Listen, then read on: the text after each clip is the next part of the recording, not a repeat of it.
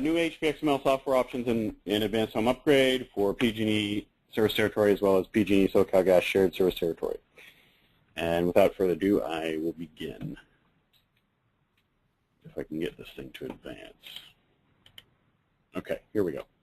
So the agenda for the day: overview, using new HPXML software, the application process differences, as well as app submission reminders, and then questions and comments at the end. So, the overview for new HPXML software options. We have for quite some time now, over a year, been working on testing that in a process called CalTest, by which we selected a bunch of sort of typical buildings around the state of California, ran them through software modeling, and looked at the inputs and outputs and the expectations on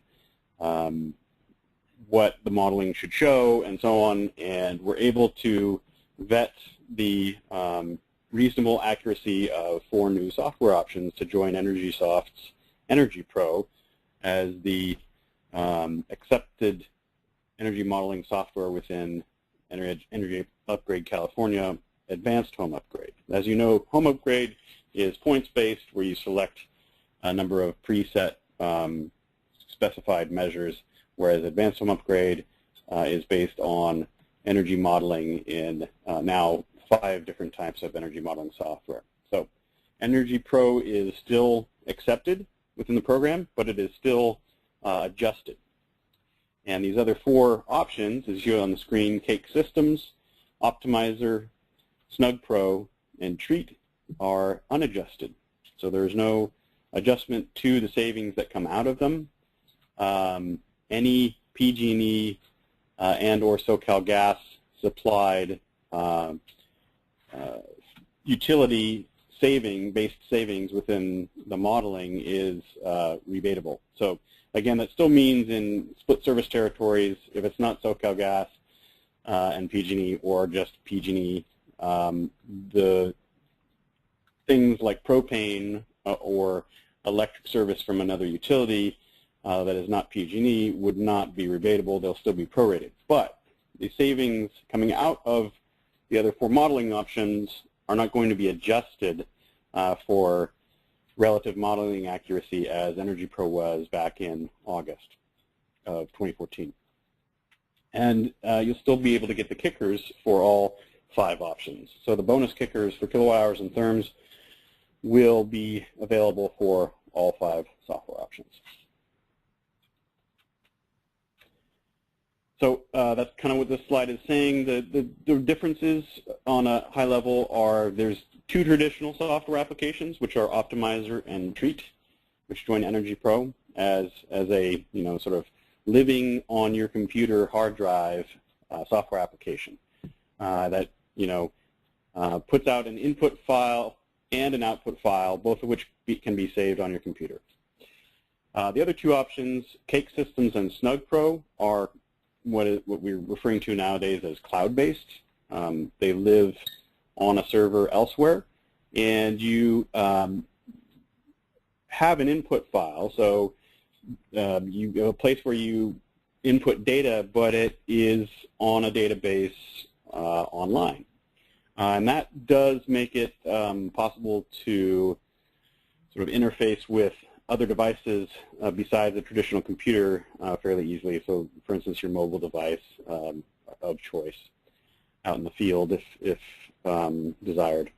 And then it also, of course, all of them output an HPXML file. And the only difference between an XML file from Energy Pro and an HPXML file is the HPXML file uses a kind of agreed upon generic structure that all the software vendors use to report energy modeling data in. So there's more transparency. It's easier to compare apples to apples, so to speak, and that is the reason for moving that direction in terms of an output file for the whole industry. It's a lot easier to report and compare data across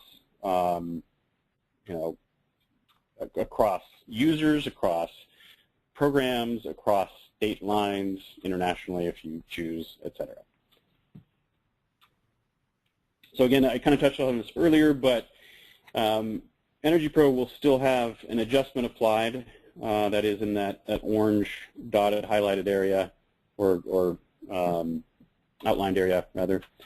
The other software options are not adjusted, but at the same time they do get the kilowatt hours and therms kickers that Energy Pro models do get as well. Now, of course, again, they're not adjusted, so they get an even bigger, bonus from the kilowatt hours and therms because they're unadjusted kilowatt hours and therms. So there are some good reasons to explore the new 4 new software options, that being one of them. This old calculator, if you're familiar with it, that dates back to August of 2014, is no longer, well, it's only going to be used for Energy Pro going forward. So it's no longer something you're going to use if you're using one of the new software options. If you're using Energy Pro still, you may still want to consider using it to estimate offline from the online portal, the job submission portal, because if you use a job submission portal, you'll get the most accurate estimate because it will be what, given all the modeling details are correct, what is paid going forward when the application is approved by desktop review. However, this calculator does get you in the ballpark pretty close if you need to use it offline. If you're using Energy Pro, if you're using any of the 4 other new software modeling options, you would not use this, because this adjusts savings coming out of the software model. So if you remember, in these fields here, it's existing kilowatt hours, proposed kilowatt hours. Existing therms, proposed therms. You input those from an Econ 2 report, and then the savings would be adjusted, and based on the utility provider configuration and the space conditioning configuration based on that previous table, which is the one in orange here, it would adjust your savings for Energy Pro. So again, do not use this for anything except for Energy Pro for estimating savings. Use the online calculator or refer to the reports that they all generate in some fashion or another that you can output from their software. Just know that if you are in a split utility service area, again, if it's not SoCalGas and or PG&E that supplies the utility service, then the savings would be prorated per program rules. So, online application submission and Bill of Greens portal, what's the difference? There's no real difference in the process. The required documentation types are still the same. Energy model file appropriate to the software vendor. We'll get into that a little bit later, but one important thing to note here is it must be the same software type at post-installation as it was at pre-installation. We will not accept applications that started off in Energy Pro and were finished in Optimizer or Treat or Snug or Cake. All right? So I just want to make sure that's clear up front. It's got to be the same model type, software type, at test-in as at test-out, or at post-installation as was at pre-installation. Hopefully that makes sense to everyone and is non-controversial, but we've got to make sure we say it because, if we don't, then we may have that misunderstanding, and we don't want there to be one. So please don't waste your time if you've started it off in Energy Pro and intend to finish it in another software modeling type. You may have to resubmit if you really want to do that for a specific job, if there's a good reason to do it. So in those particular cases, you'd want to contact Build It Green and work with us about next steps. But it's typically going to entail, if you're far enough along in the process, it's going to entail resubmitting an application. So I'm sorry it has to be that way, but unfortunately the software or the online portal is set up in such a way that it's got to validate certain things, and if it isn't resubmitted, we can have problems with the whole deal. So cloud-based software users should upload a building summary file. So for the the two types that are the more traditional type, where it's an application on your desktop and you can output, you save an input file, and like an OPT file for Optimizer or a TPGX file for Treat, just like a BLD file for Energy Pro. If it's any of those three types of software, it's very clear what to do. You save an input file and upload it with your output file, which is your XML file. For cloud-based software, it's a little different because your input file exists online. It's on a server somewhere. So under those circumstances, we'd want you to print, quote-unquote, a PDF of the building summary portion of that application, so we are sure we're looking at the right data on the output side. Or you could take a screenshot and save it as an image file, like a JPEG or a GIF or whatever, or PNG file. So those are the options for the cloud-based software. It's pretty simple, straightforward. I think it's just, we need to make sure we corroborate we've got the right information there, so at least output the building summary data in a PDF or an image file and upload it as your input file so that we can match it to, we make sure we have the right output information there. And then as far as the output file goes, again, Energy Pro 5 XML file is if the input software was Energy Pro. If it was any of the other vendors, it would be an HPXML file. Now, those files will just say .xml, and that's fine.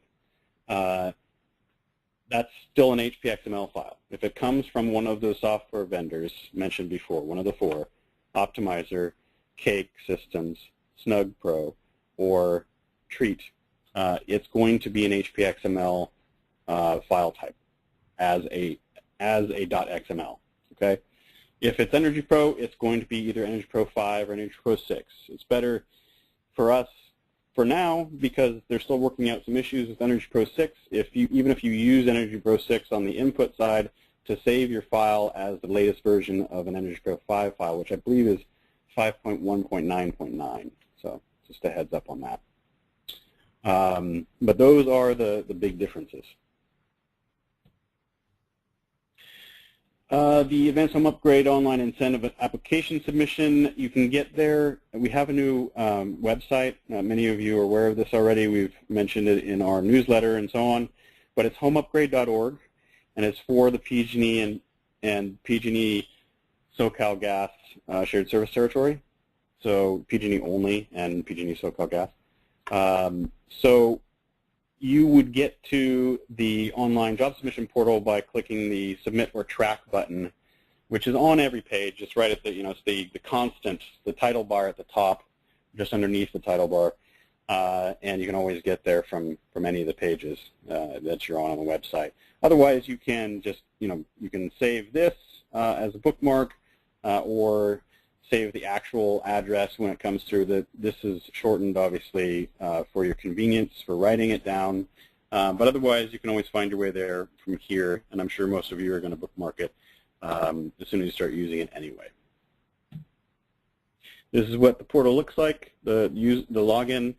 You've seen this before. You're probably very familiar with it. It is a unified online incentive application submission portal login. So if it's a PG&E program that we implement, Home Upgrade, Advanced Home Upgrade, or AC Quality Care, you can get there from here.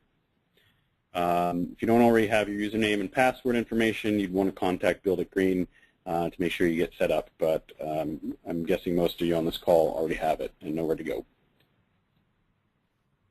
So, Advanced Home Upgrade, using the portal, or the HPXML software and the new HPXML software in the online portal for applications.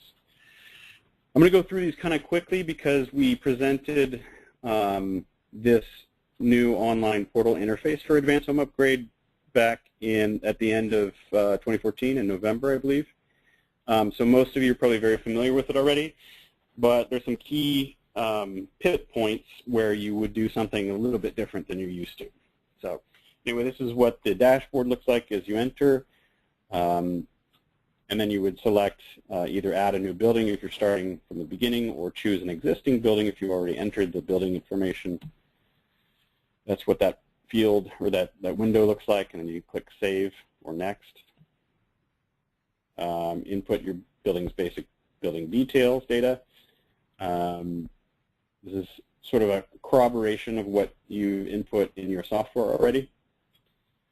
Your customer and account holder info. So one important point to note here is the utility service account details. So the utility service account number, the SAID, most of you are familiar with.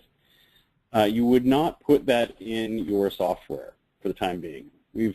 Snug Pro has it very prominently up there. It's great that they have the capacity to intake that, and it could be used in the future, but for the time being, what we're asking you guys to do is not use that, not input that into your software. Instead, input it into the portal, because we want to make sure that everything's okay with data security and whatnot going forward. So we want to make sure that it's only being housed in a place where we've already been tested for that by our administrator, PG&E. So please, for the account holder utility service IDs, the numbers of the accounts themselves, just put them into the online job submission application portal. Do not put them into your software at this time. That is changeable in the future, but we want to make sure that for the moment that's where we house that information. It is the most sensitive information we collect. So, okay, so starting a new application, you would either choose Home Upgrade or Advanced Home Upgrade. If it's modeled, of course, it would be Advanced Home Upgrade. You can also begin an application by choosing existing building. That was just a way to show you what that looks like. You have a search field if you do that, where you can search something you've already uploaded. Starting a new application, yeah, the same way. So you select Home Upgrade or Advanced Home Upgrade. And then, just a quick note that all fields are required unless marked optional. The one caveat is that if it's marked optional, but it's something that is required because of what you're doing. So, for instance, if the desktop reviewer requested some additional information, you may have to actually upload something in the additional documents field, or if the rebate recipient is to be someone other than the account holder, which is the default, then you would want to make sure that you have uploaded your payment release authorization form, so either the CIPA form, CIPA, for if it's going to a contractor, or the landlord-tenant release form for if the account holder is the tenant and the paying customer is the landlord or developer or something. That's really just a side note, but it's an important one, so I want to make sure that's clear. It's not always optional. It's optional conditionally. Optional if you're not using those features or if not requested to provide extra documentation. All right, so beginning for 2715, that is next Monday for all you folks that are not in front of a calendar, we will have these new titles for these fields. And other, in the case of the inputs, other document types will be accepted. So for energy model output, that used to be Energy Pro XML, or currently is until next week. It is just a .xml file, as we've discussed before. It just happens to have a different structure, but the suffix is the same. So there's no change there, except for we're calling it Energy Model Output instead of specifically Energy Pro XML. As for the input, the Energy Model Input can come in different forms now. We have the Energy Pro.BLD, we have Optimizers.opt, and we have Treats.tpgx. You can also submit a PDF or an image file, like a GIF, a JPEG, or a PNG file, because if you're using one of the cloud-based softwares like Cake or Snug, you can just submit the building summary info as a snapshot, as a print in PDF or image file form, so that we can make sure we're looking at the right data. All right? So hopefully that's pretty straightforward and clear. That'll be as of next Monday.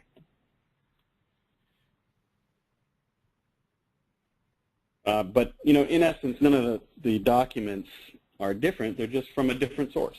So none of the process is really different. So on this page, I just wanted to highlight that, again, if it is an energy profile, it'll be adjusted savings, and the gas or electric bonus will be based on adjusted kilowatt hours or therms. If it is anything other than Energy Pro, it will not be adjusted, and the kilowatt hours and therms will be your raw modeled kilowatt hours therm savings, as will the savings percent, the total savings percentage. Now again, not to belabor the point too much, but if it's in the split utility service territory, just be clear that you either wouldn't get the electric savings bonus or the gas savings bonus, depending on what isn't PG&E's fuel or SoCalGas's fuel.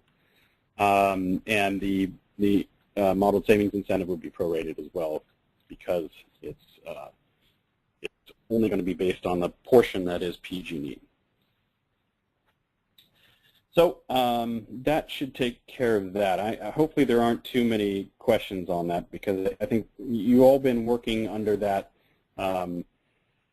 rule for quite some time, so you know that things that aren't in PG&E, that aren't PG&E gas and electric, or that aren't PG&E electric, SoCalGas gas,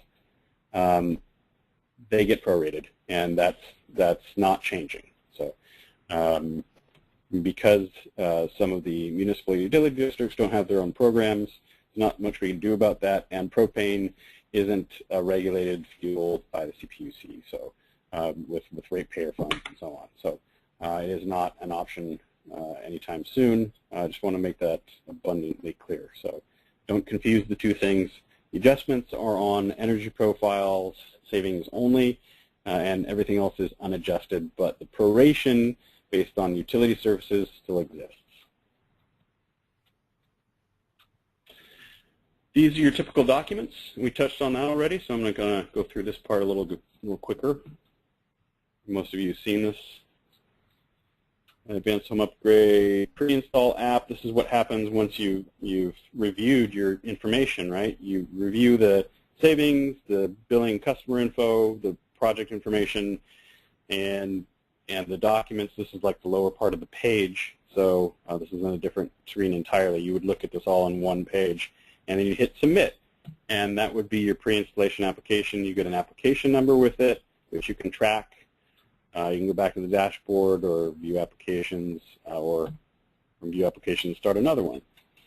And most of you have seen this already as well. This is how you track your applications. You can search things by entering in sort of the orange outlined area, entering the various data types. You can search for applications or sort. And post-installation application looks very similar, except for you already have an application number and a status, which is viewable near the top of the application. Your proposed install cost is embedded in there, as is the building once you select it, once you work with that. Files are basically the same, and again, those will be changed to reflect the new choices. The Energy Pro XML file and Energy Pro input file will become Energy Model input and Energy Model output. And you look for the savings data in the same places, as well as the sort of high-level building data and project information, and your documentation, required documentation, and you'd submit. Nothing else has really changed. This is just sort of an example of the fact that, you know, the changes are really only on the source of the information side. So what you upload is still the same process. We wanted to engineer some continuity going forward and make sure that everything's working right for everybody. So, you know, going forward, we hope to reduce some of the documentation requirements and make things a little simpler, but we also, for the time being, for these new software options, wanted to make sure there wasn't too much new process chaos to wrap your head around. We wanted to engineer a little bit of consistency here for the time being, and we'll look to engineer some efficiencies in the not too distant future. the HPXML file is already a step in the right direction as far as that goes. So there's some great things coming data management-wise, and you guys will be beneficiaries of that as well, being able to see your performance as a contractor and so on. Just a note here, so the differences between the circled outlines there is the statuses. Just note the difference between statuses. So post-install submitted is what you get as soon as you submit your post-installation application, and that means it's in the queue to be reviewed by desktop review. And then post-installation correction required is a notification for you guys to take action on something that the desktop review needed to have clarified or corrected. And then, of course, if it becomes approved, then that means it's off in the pipeline for payment. And at some point, we actually will be getting check numbers back, so checks paid, paid dates, and so on. So stay tuned for that. We're all looking forward to it. It'll help alleviate some of the back and forth. Not that we don't like talking to you guys, but we know that we can save some time by getting that into the dashboard as well. So that is coming. And you can look at other buildings in your list. So the interface looks very similar to applications. That's applications. That's the applications list. Here's your buildings and buildings list, which you assign or attach applications to. And then starting another one looks very much the same as we've seen before. You can do that from a previously added building. And then just a quick note on if you do need to add additional documentation, the best way to do it is to put it into a folder and compress it. And here's how you would do it. You can view these slides offline. I'm not going to read this, but basically, if you're not familiar with it, you right-click on a folder full of files or select a bunch of files and right-click and then send it to a compressed zipped folder from a PC. And then a Mac, it's fairly straightforward as well. You can right-click or control-click and then compress by selecting the compress. It actually tells you how many items you're trying to compress on the Mac. So very fancy, as they always are. Anyway, those are just some helpful hints as far as submitting additional documentation. And we're in the next section here, which is just some helpful reminders on high-level job submission stuff. That's the old Energy Pro way of generating an XML file. The other 4 software vendors have different ways of doing it. They all have guidance online for you. We also have presentations that they gave available on our document library, and you know, they all do it just a very slightly different way, but it's all typically very straightforward about how to output an output file. You don't have to select a different option as you did with Energy Pro, because it's none of these software options are compliance tools in the state of California at the moment. So you're not selecting from a bunch of different things that is more HERS related or more or less HERS related, for instance, or Greenpoint rated or so on. It's just an output file, and it will be an HPXML file, and you don't really have to worry about it if it's anything other than Energy Pro. So if you need any additional assistance with that, do contact the software vendors. If you're having trouble, you know, they are very responsive, but if for some reason you have trouble understanding any of that, you can contact us. I just think that you probably get a very quick response from the software vendors, and it might take a little bit longer for us to get back to you, because unless you're able to get someone on the phone, because we have all these different software options to review now, which is good, but it's going to, you know, it's going to be a learning experience for us as well. So bear with us. We're in this together, and we look to make your experience as smooth as possible, but we will have a ramp-up time where we all get sort of proficient at using the different options, or the option you have selected in your case. As far as the documents go, again, it's the same set of documents. So test measurements form, where you put all your CAS data and your diagnostic data. energy model inputs. They can be different files now. Energy model outputs. XML is an HPXML file in terms of how the computer sees it and how the online portal receives it, accepts it, if you will. It's just that the structure inside is different and how data is reported is different. So Energy Pro is going to report it one way. All the other software vendors are typically going to be in pretty close alignment because they're asked to be reporting the data the same way. So there's not really a change there. It's just, except that what happens, the online portal actually identifies where the XML file came from. So if it knows if it's an Energy Pro XML file. So you don't have to worry about telling us. The system is going to know it, and it's only going to take the adjustment on the Energy Pro XML files. All the others go through unadjusted. It's just whatever's modeled as savings for both the total savings percentage as well as the kilowatt hours and therms for the bonus kickers. Safety and quality acknowledgement form is required at test out only. It is not necessarily really in your best interest to submit it at test in because we don't need it then, and it's really for the test out event, and it must be there at test out. So it's best to make sure that you only submit that at test out or post installation. Scope of work needs to be a signed contract at post installation test out. Pre-installation or test in, it can be a proposal not yet signed. Conditionally required documents, we touched on this a little earlier, so a copy of the building permit, especially required for the scope of work if there's an HVAC change out, but typically in many jurisdictions a lot of an advanced home upgrade type job requires a building permit. The SEPA form if the rebate is being reassigned to the contractor, the landlord property owner release form if the reassignment is from account holder who is a tenant to a landlord who's paying the bill, who's the customer, quote unquote, in the contractor's eyes. And photos or materials, equipment spec sheets, et cetera, as needed, as requested by reviewers. Most of you know the rules on those things typically going forward.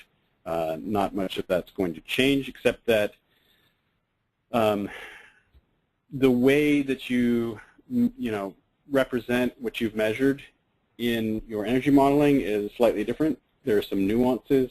What we're doing in terms of data collection is going to be consistent with how we've been doing it with Energy Pro. So you're going to want to put in a CFM 25 value and not use the estimation, and a CFM 50 value and not use the estimation, unless you explain what you're doing. And then in those cases, we can take it on a case-by-case basis and may require, again, some additional corroboration like photos and so on. Reminders, the new software options will be accepted beginning 4/27/15, which is next Monday. And then, as always, I got to harp on this and make sure it's in everyone's brain, sort of, chiseled in there somewhere. BPI, Certified Individual Performs CAS testing, test in and test out, always required.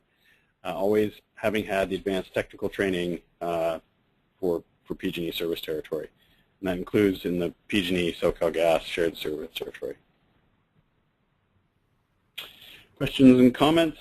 We're just about wrapped up here, but I just wanted to go quickly over the place for information. The URL has changed, and it's a new look, but I think it's a little easier to find stuff. Hopefully you find it that way. We're always open to feedback. Want to hear what you think of it, so we can take that offline. It is homeupgrade.org, and the old URL does transfer over there, so buildagreenutility.org does get you there as well. But if you can just start using this at your convenience, that would be preferred. And then, as always, stay tuned for email updates on program requirements, updates to the participant handbook, program documents, and so on. Contact info, so the main participant hotline is 510-285-6222. That gets right to the customer service department at Build It Green. And then if you are, by chance, in the enrollment process, you would use this different 866 number. And then here are the, of course, correlating departmental email addresses. And I believe that is it for now. Thank you for your time, everyone. We'll begin taking some questions. We've got about 10 minutes for that, about 8 minutes it looks like. So I will just put it on mute for a moment and collect what we've collected, take a look at that, and get back to answering some questions in a moment. Thank you.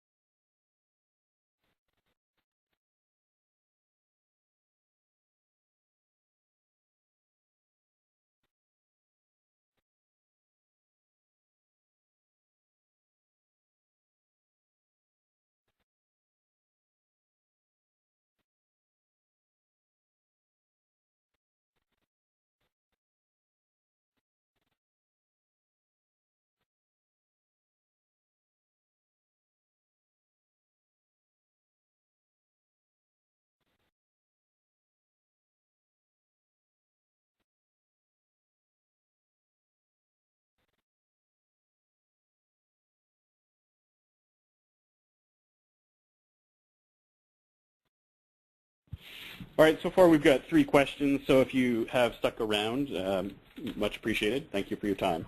Go ahead, Jake. First question, how do we calculate the incentive amount with the new software? Is it based on the calculated savings for tiered incentive and projected gas and electric savings for kickers? Yeah, so there's nothing that you need to do in order to calculate it. So when, the software will summarize it in a report typically, but it is just an estimate. And again, until it's gone through desktop review, it is nothing but an estimate. Until, in fact, it's gone through the post-installation application approval process and actually been approved, it's still just an estimate. But the online portal will tell you what the savings are. It will calculate that for you, give you a total savings percentage and kilowatt hours and therms saved and the kickers that are associated with it. Anything you get from the software vendors is, again, going to be an estimate, and it's probably going to be close, unless it won't look close if it's in split utility territory, because the online portal will prorate it, whereas I believe none of the software vendors are prorating it because their tools are used outside of California and so on. So they don't have, the nuances of all the different service territories baked into their software to that level of minutia, to that level of detail yet. So possibly in the future, we don't know for sure, but for the time being, really, you're going to want to look to the online job submission portal, the incentive application submission portal, as your resource for the savings estimation. Next one. Next question. Have you done any comparison tests to see which software is the most accurate in terms of projecting energy savings? Which is the most accurate? They're all accurate in their own way. They're all especially more accurate if you calibrate with bill data, which was true even of Energy Pro. A lot of people think that you couldn't calibrate Energy Pro with bill data. You can, and it is more accurate if you do. So, we encourage you to use that if the customer is willing to, and if your business model will allow for that. In the future, just be advised that things appear to be heading that direction. I think there's some, some automation that may make that easier for program participants in the future. So green button style. There's also PG&E has a new Share My Data service, which we'll be looking into. So I think there's some good things coming in terms of engineering some efficiencies along those lines, and so not only having better and more data, but allowing that to then dial in the accuracy of all this energy modeling. But for the time being, they were all tested and all determined to be within acceptable parameters in terms of accuracy for the programs. So accuracy in a sense is relative to what you think you need to use that for, and the best guidance I can give at the moment is try all 4 software options out on the typical type of building that you model, and see which one gives you the best savings. And that's the best we have at the moment. I mean, really, this is about collecting some new data going forward and using Caltrack, which many of you have heard about, which is seeking to use that data and so dial in the accuracy of everyone's energy software modeling type and how it's being used by the different program participants, and give you some feedback on that. That is a specific goal with Caltrack. So that's coming, but we need 9 to 12 months of build data in order to really get that process underway full gear. So stay tuned. There's more of that to come, but for the time being, I would try modeling some typical buildings that you are familiar with configuration of, probably already have data on in the various demo versions of the 4 types of software, and find out which one works best for you. Maybe you can compare it to Energy Pro. That is it's probably that's the way I would approach it. Next question has to do with job submission for Optimizer and Cake. The person asked, I believe I understand that with Optimizer, I would need to submit the OPT file for input and the XML for output. With Cake, do I submit a PDF of the energy performance page, audit summary page, or something else as output, as input/output? Yeah, with Cake or Snug, all you really need is a image file or a printed PDF of the building summary information. So make sure that the site address is on there, and beyond that, as long as it's, I would keep it short. Keep it 1 page. You don't need to necessarily output a whole report and upload it unless you want to. It may help facilitate conversation.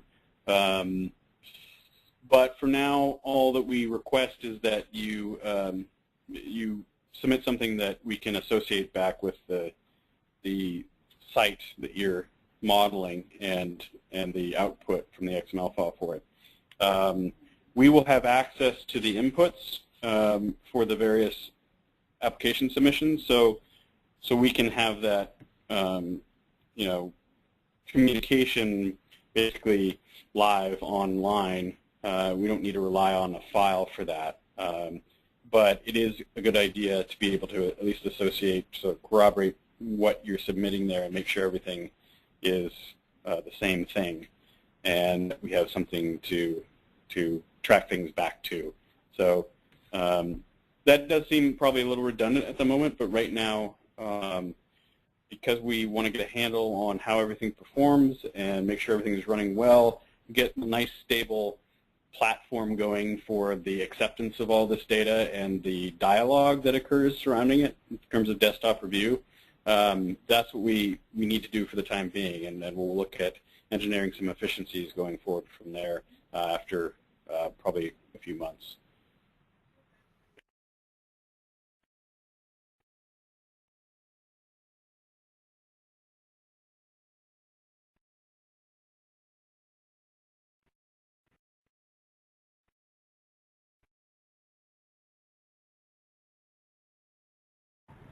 Okay, the last question we have is, will Build It Green develop a new desktop review checklist similar to the one for Energy Pro for each new modeling software? It's not our intent to do that. We really are relying on the various software vendors to provide support for you guys for what is typical, and we will have access to the input so we can have conversations around that. We don't expect for there to be a lot of controversy surrounding that because the inputs, they all align conceptually with what you're doing in Energy Pro now. It's just some of the nuanced details are different. So if it is a reasonable thing for you to model in terms of what you would typically have done in Energy Pro, because you can use the same data to model in any of those 5 different software options, then it's going to be non-controversial. But to the extent it is an unusual thing that you're claiming or modeling through your model, then we'll probably have a conversation about it, and there'll be some clarification required. As far as developing a whole document surrounding that, the different software vendors actually have some really good guidance along those lines, like how best to use their tool, and we'll look to them to help clarify that for you, because you're their customer.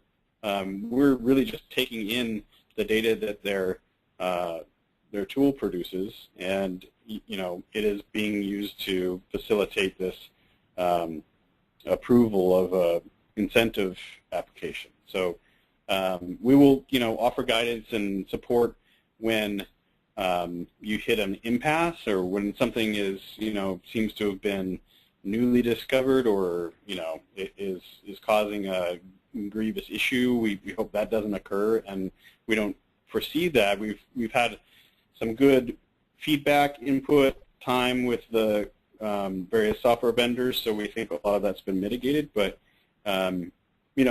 this is a work in progress. It's a moving target, and we will, of course, be the same kind of partners we have been through this whole process with Energy Pro, and continue to try and get, make your lives as easy as we can under the regulatory circumstances.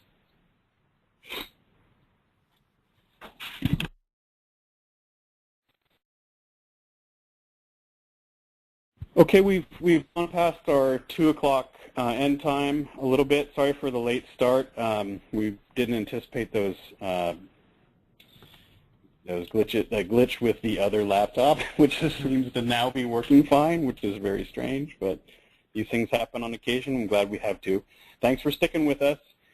We have no further questions at this time, but you're always welcome to submit additional questions to us offline at any of the contact points that we mentioned earlier. Here they are again. So info@homeupgrade.org or jobs@homeupgrade.org, depending on what stage your question is in. Info is the more generic. Jobs is more reserved for something you already have submitted, but use at your discretion. And we thank you for your time and look forward to making this as smooth a transition as possible. Thanks, everyone.